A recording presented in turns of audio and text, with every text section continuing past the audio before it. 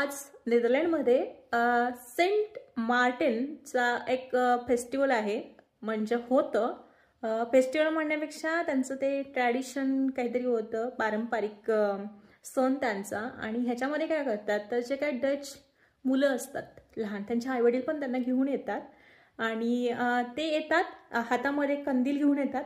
ते खूप मस्त सुंदर डिझाईनवाले छोटे छोटे असे कंदील्स असतात, कुठल्याही सुपरमार्केटमध्ये मिळून जातात असे, आणि त्याच्यामध्ये लाईट पेटलेली असते आणि ते घेऊन येतात मस्तपैकी असं सगळ्यांच्या घरी।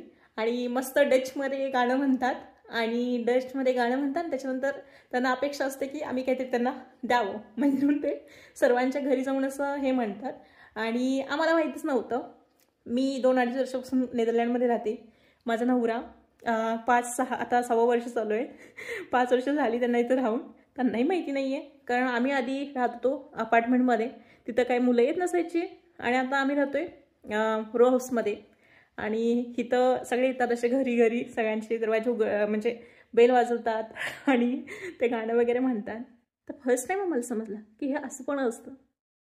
आणि आम्ही काही कॅन्डी वगैरे आणून ठेवलेली नव्हती, कारण आम्हाला माहितीच नव्हतं की असं पण काही असतं। पण आम्ही त्यांना विचारलं की काय असतं, तर तेव्हा आम्हाला समजलं की हे त्यांचं एक पारंपरिक सण आहे। ह्याच्यामध्ये ते घेऊन असं गावभर फिरतात, सगळ्यांच्या घरी जातात आणि मग ते त्यांची प्रथा जी असते ते गाणं वगैरे म्हणून ते असं पूर्ण करतात।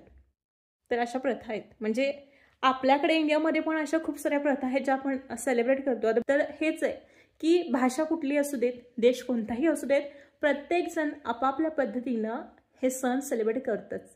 भेटूया नवीन एका व्हिडिओसोबत। Bye bye.